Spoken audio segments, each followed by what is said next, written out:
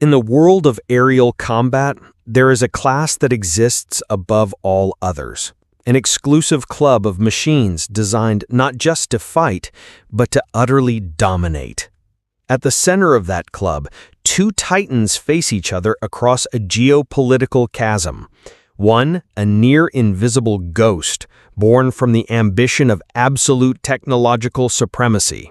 The other, a powerful, ferocious gladiator, forged in the fires of a brutal and pragmatic combat philosophy. This is not just the story of two fighter jets. This is the story of two opposing visions for the future of air power, embodied by America's F-22 Raptor and Russia's Su-57 Felon. And to understand this rivalry, we can't start with the metal. We must start with the philosophy. The F-22 Raptor is the result of a single question, one that haunted the Pentagon throughout the Cold War. How do we ensure that no American pilot ever has to enter a fair fight? Its genesis was driven not by need, but by paranoia. In the 1980s, the U.S. was spooked by the arrival of advanced Soviet fourth-generation fighters like the Su-57 and MiG-29.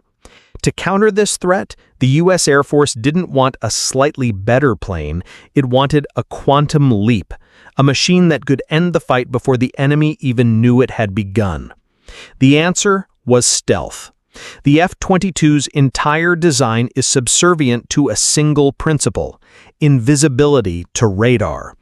Every angle, every curve, every layer of radar-absorbent paint is engineered to scatter an enemy's radar waves, turning a massive fighter jet into a radar signature no bigger than a steel marble.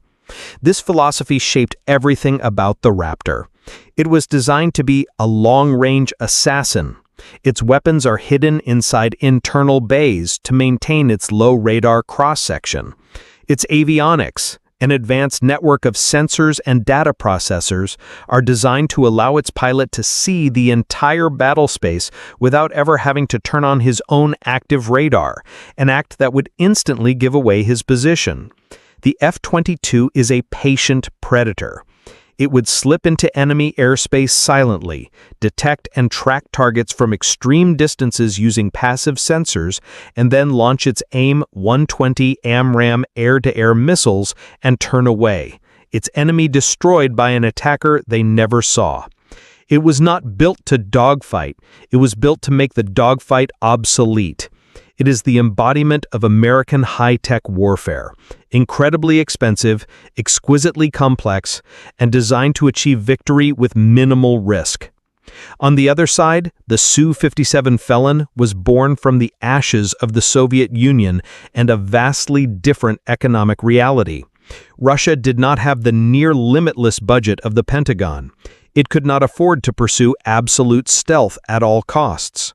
Instead, it adopted a more pragmatic philosophy, one that acknowledges that stealth is not a perfect cloak of invisibility, but a temporary and potentially surmountable advantage.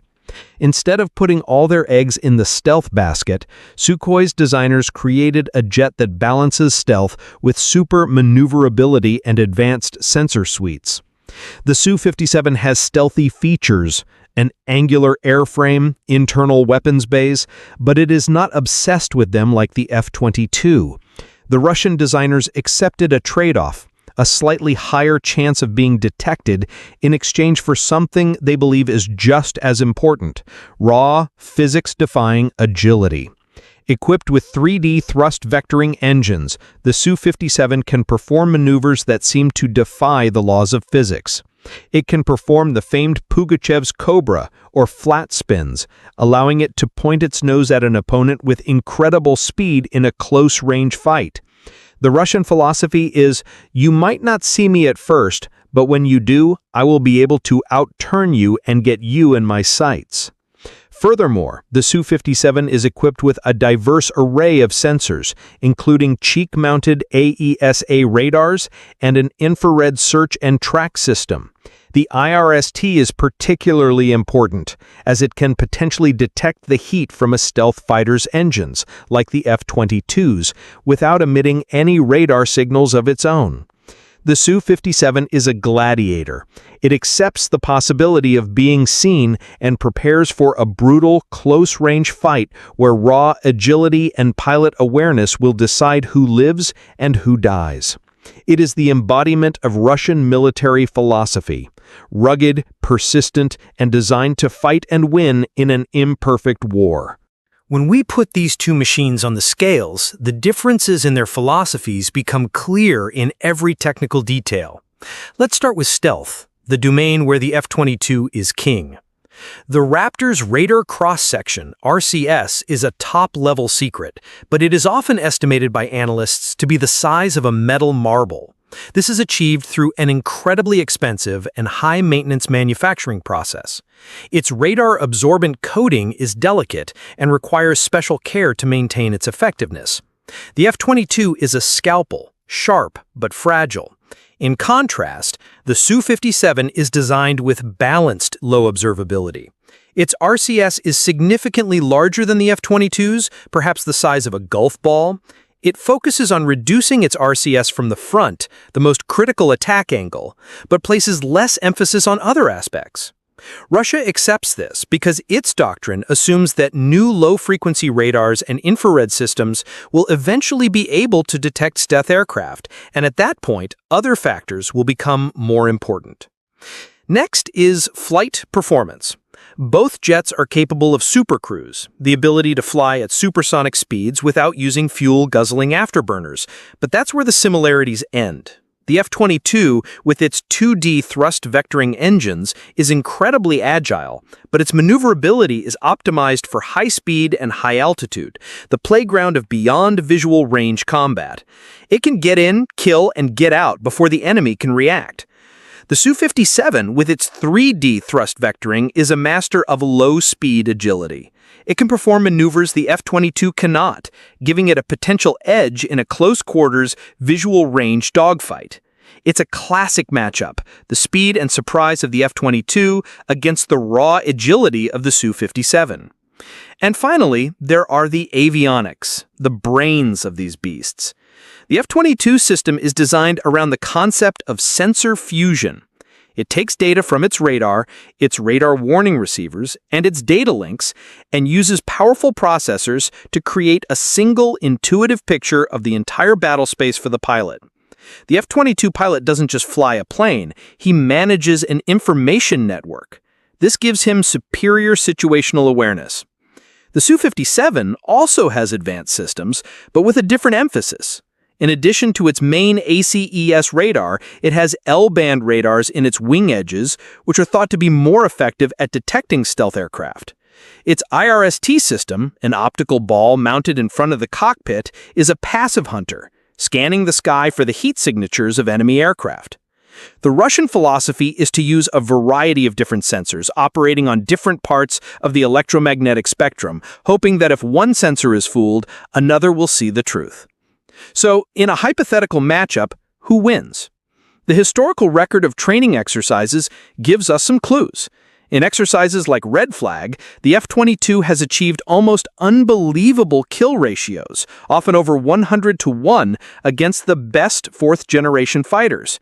It is proven that stealth, when combined with superior situational awareness, is an almost insurmountable advantage. However, there is no record of a direct F-22 vs Su-57 engagement. The most likely scenario is that the F-22 would detect the Su-57 from long range and destroy it with an AIM-120 missile. But if somehow the Su-57 survived that initial attack and closed the distance, the fight would change completely. Within visual range, with its supermaneuverability and advanced heat-seeking missiles, the Su-57 could have a fighting chance. The duel is not just between two planes. It's between two scenarios, two doctrines of warfare, and victory will go to whoever can force the other to fight on their terms. Perhaps the most important aspect of the F-22 versus Su-57 comparison lies not in metal and microchips, but in numbers and strategic reality. The F-22 Raptor, for all its technological superiority, was a truncated program. Due to its astronomical production and maintenance costs, the Pentagon terminated production in 2011 with only 187 operational aircraft ever built. It is an incredibly powerful weapon, but a small fleet. Furthermore, it is banned from export by federal law, meaning no U.S. ally can ever own it. It is a trump card, held closely. In contrast, the Su-57 is still in the early stages of production and deployment. Its program has been plagued by technical issues, delays, and economic sanctions. It's unclear how many will ever be built and put into service. Unlike the F-22, Russia plans to export the Su-57, seeing it as a vehicle for geopolitical influence and a way to fund its own defense industry. But so far, it has yet to find major international success. Both aircraft, in their own ways, are powerful symbols that exist in limited numbers on the global chessboard. So what is the answer to the question, who has the edge? The answer is probably both and neither. The F-22 Raptor is almost certainly the most dominant air superiority fighter ever built. In a one-on-one fight, in most scenarios, it would win. It is the pinnacle of an era, the ultimate expression of 20th century American technological dominance. But the Su-57 represents something else, a glimpse into the future. It's an acknowledgement that absolute stealth may no longer be the master key, that a balanced approach, combining stealth with advanced sensors, electronic warfare, and extreme maneuverability, may be the path forward. It's not trying to be perfect, it's trying to be good enough at everything to win a messy fight. The real duel may never be between a single F-22 and a single Su-57. Instead, their legacy will be seen in the next generation of aircraft. The U.S. has moved its focus to the F-35, a multi-role stealth fighter, and its next-generation air dominance program, a system of systems that combines manned aircraft with unmanned loyal wingman drones. Russia and China are developing similar concepts. The future of air combat is likely not about a single superplane, but about networks, teams, and information processing. Ultimately, the F-22 and the Su-57 are mirrors of the nations that created them. The F-22 is America, technologically confident, willing to spend an unimaginable sum to achieve an absolute advantage, and focused on minimizing risk. The Su-57 is Russia, proud, pragmatic, forged by economic constraints, and willing to engage in a brutal, close-range fight if necessary. Their rivalry is not just technical, it's a clash of strategic cultures. And perhaps the final answer to who wins lies not in the speed or stealth of these machines, but in the wisdom and strategy of the human beings who fly them. In the endless duel between military philosophies, which do you believe is the deciding factor? Overwhelming technological superiority or pragmatic flexibility? Share your perspective in the comments, and if you're fascinated by the stories behind the world's most advanced war machines, consider subscribing to discover more.